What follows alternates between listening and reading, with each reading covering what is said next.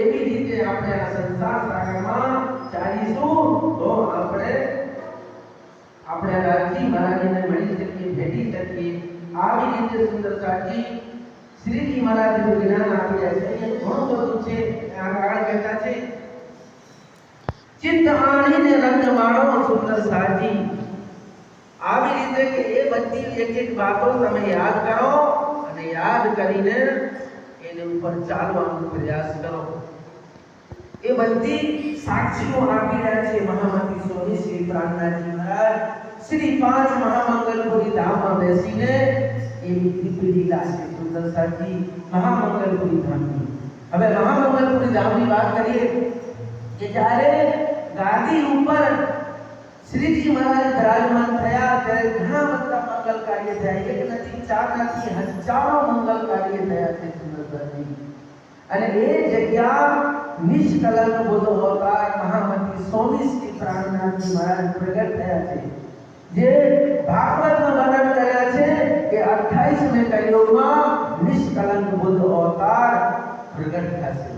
તો સુંદરતાજી નિષ્કલંક બોધો અવતાર જ્યારે ગાદી ઉપર વિરાજમાન થયા, પંચ શક્તિઓના હૃદયમાંથી પ્રગટ થયા અને પ્રાણનાથ બન્યા, ત્યારે એ નિષ્કલંક બોધો અવતાર પણ પ્રગટ થયા છે।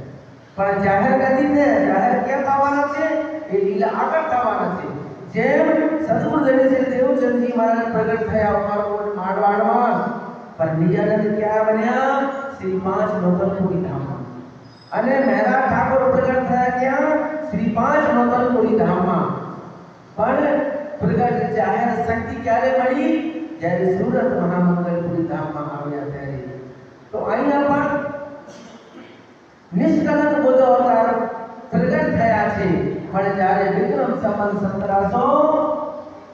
1735માં હરિદ્વારમાં દિવ્ય ભૂમિને પહોંચે ત્યારે બધા સંપ્રદાયો સામે, બધા સાધુ સંતો સામે, બધા આચાર્યોને સામે એ નિષ્કલંક બોધો અવતાર જાહેર થશે।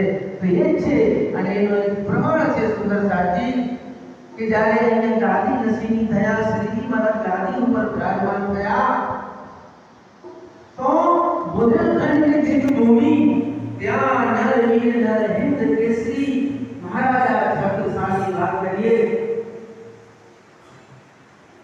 તો બુંદેલખંડ રાજ હતા બહુ મોટા વિસ્તારવાળા, પણ મુગલોએ